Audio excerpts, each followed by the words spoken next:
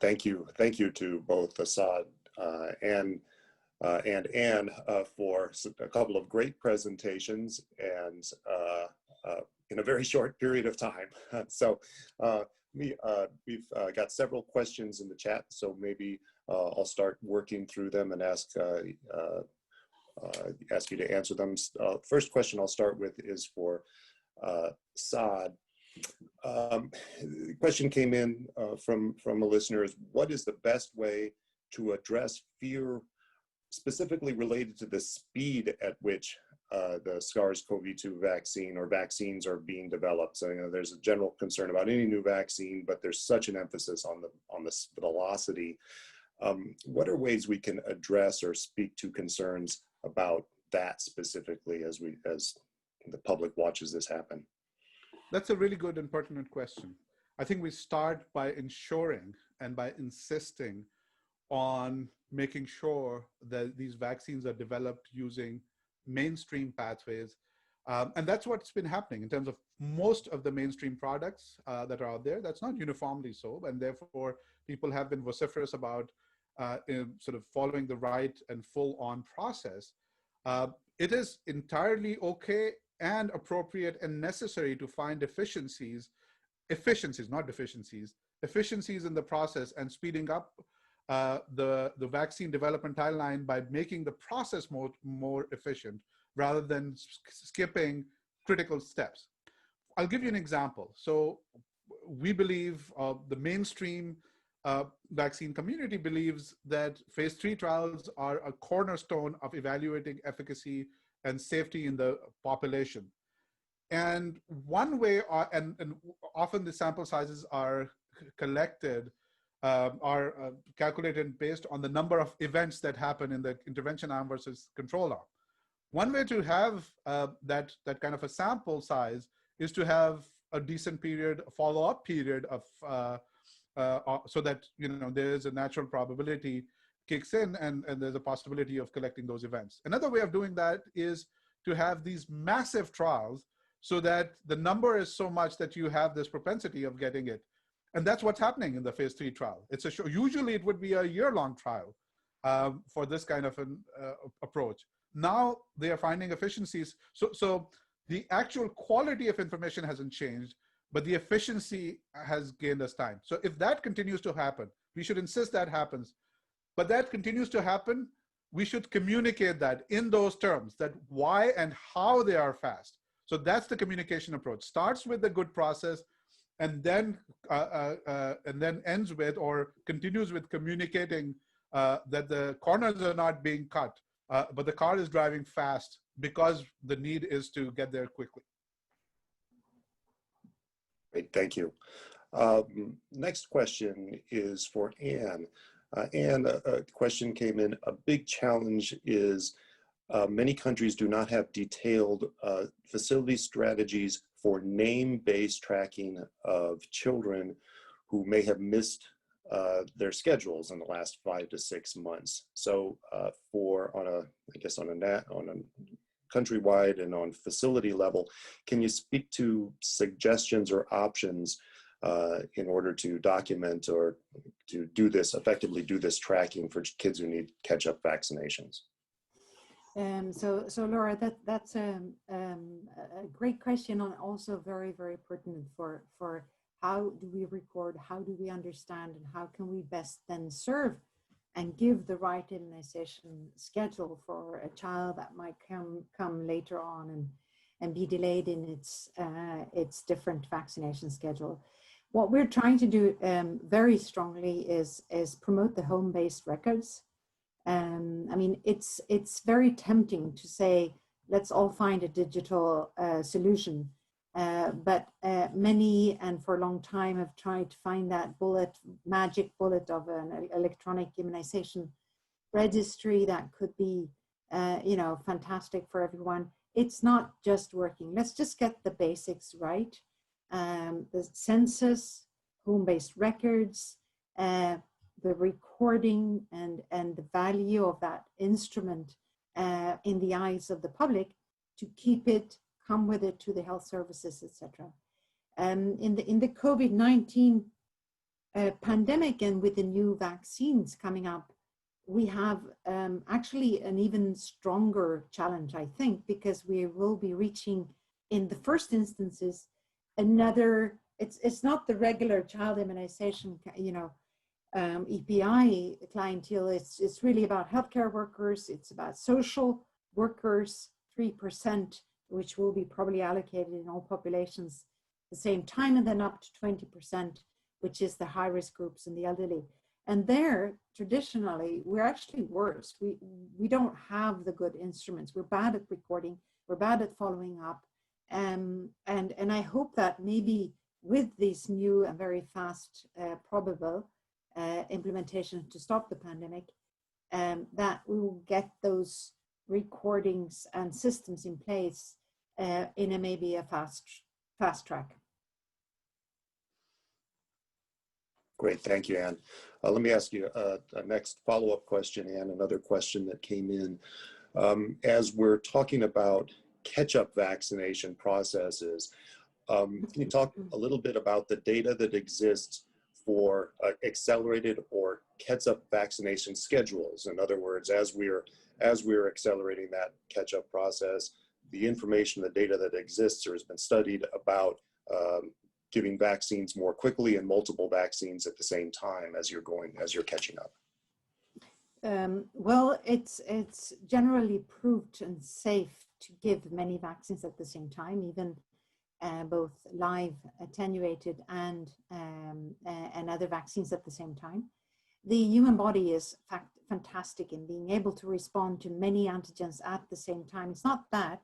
However, you need to respect the timing and the space between different doses. So even if we say as a speed up catch-up vaccination for the individual child, in the new catch-up guidance that we're giving up based on WHO recommended schedules, you can really easily see the timing you need to respect, 4 weeks between different doses, etc. And that one should be respected, because otherwise you will not get any long-term immunologic response and high enough to be able to be protective.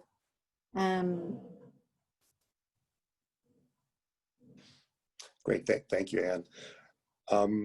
Saad, a question for you, again related to the COVID vaccine. There's the question of vaccine safety with initial response, but also long-term. In other words, we're certainly learning that COVID-19 as a virus can cause long-term morbidity for people who've been infected. How do we go about assuring the safety that there are of the vaccine, particularly against longer-term potential risks to health from the vaccine? How do we go about assuring that as this vaccine is being studied and rolled out?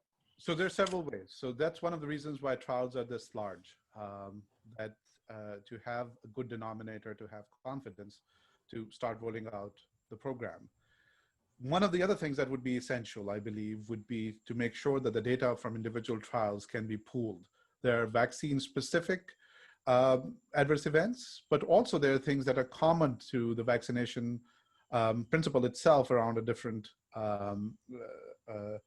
around a specific pathogen, so that we have a larger sort of pool size of larger sample size to evaluate safety even before they're rolled out.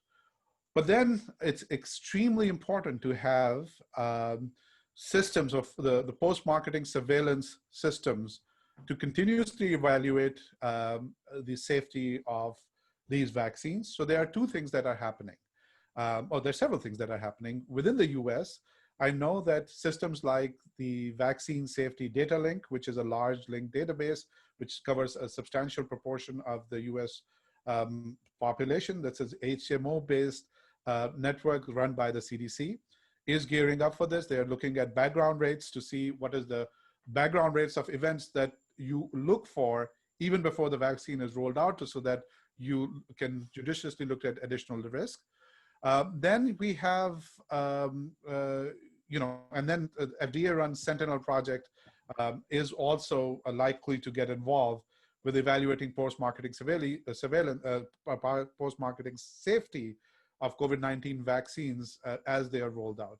The second thing is, I have the privilege of being involved with WHO's effort through the Global Advisory Committee of Vaccine Safety, which is specifically looking at pre-identifying potential adverse event that you look out for. So unless you're going to look for it, you're not going to find it. And these assurances, people should know broadly. So the field knows that when we say vaccines are safe, it's not a sort of a gut feeling, it's a science-based feeling. We look for these events and then say with some confidence. So that's being done of what events to include in these pharmacovigilance systems. The second thing that has been done is to enhance country preparedness around this. And this is a global effort, and it would require global collection of data around safety. Then the third thing, the component of that sort of effort is to have a risk communication plan. So that group is, that subgroup is, I have the privilege of leading the overall effort on behalf of GACS, the WHO Committee for Vaccine Safety, but Julie Leask is leading from Australia is leading the risk communication part. So all of these like three pillars are being worked on as we speak. Great, thank you. And thank you all for the great questions. In interest of time, we have time for one more question. And Anne, I will ask it of you. Given the nature of this global pandemic, what's being done and what efforts are being made on an international level to address infrastructure needs in order to get a novel vaccine really worldwide at a very fast period of time? So you need comments you have about the development of infrastructure that's going on a worldwide basis. Matthew, are you asking about the infrastructure for the production of this massive increase of the number of doses, or the delivery side? The delivery, yeah. The delivery side. Yeah. Well, the setup right now is, in ACT Accelerator, where there are three pillars, both diagnostic, therapeutics, and vaccines. There is a common pillar, which is called the HSS connector. So all together, we're working on the logistics system and how to deliver in countries. The setup is very similar to what has been the case before in vast, big, quick implementation of new vaccines, for example, the IPV, which is a collaboration between many organizations. And the delivery and readiness work stream is a joint work between UNICEF, WHO, and Gavi. And so what we're now figuring out, which is difficult, is that there are so many unknowns at the moment, even the unknowns of the need for the cold chain, for example. So we're working and building on to make countries prepared, scenarios to look at, what can they expect at what time in the next 1-2 years, what volumes, and what are the required then, for example, cold chain requirements needed. The vaccines, the majority will go through the COVAX facility organized by Gavi, but then that the vaccines will be shipped or organized through UNICEF supply division or directly from the different pharmaceutical industries into the other more high-income countries, maybe. So I can say that all the work streams on this are working day and night to figure out, and in a very unclear future, really understanding the latest of the science, what Saad was saying, and on the efficacy and safety of these vaccines. We worked with CEPI also on trying to map out and say what countries can do and absorb.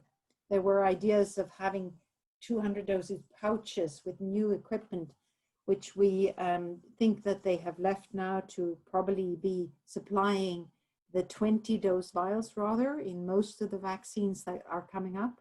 One of the challenges that has been expressed is the global lack of glass worldwide at the moment to be able to respond and actually do all these billions of vials.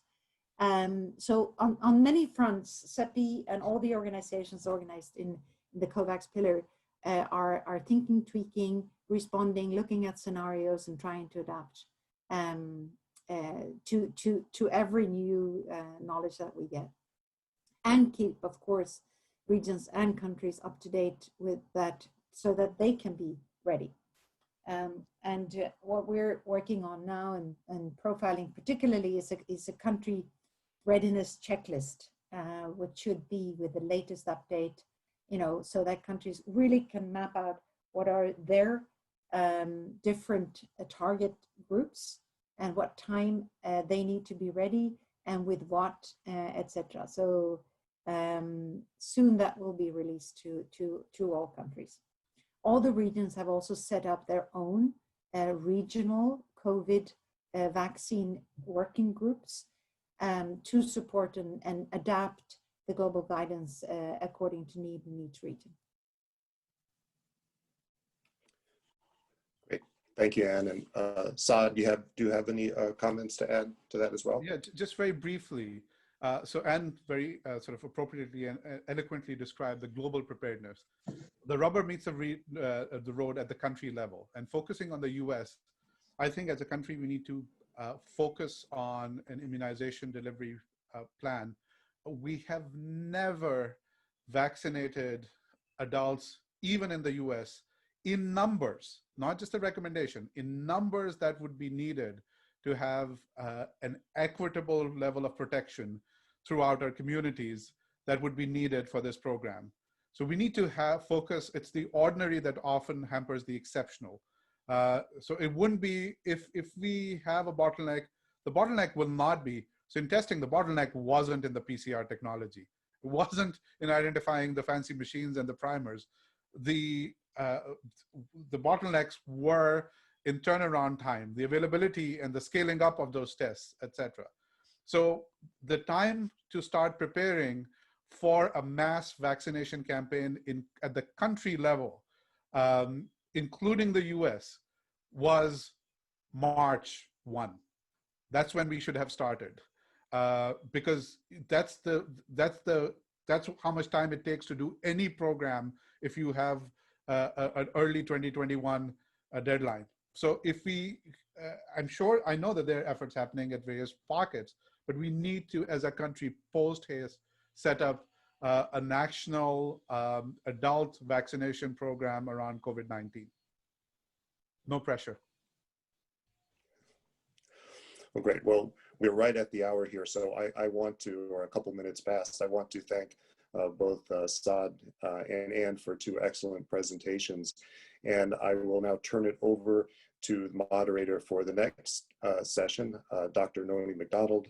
Dr. McDonald is Professor of Pediatrics at Dalhousie University in Halifax. And so pass it to you, Noni.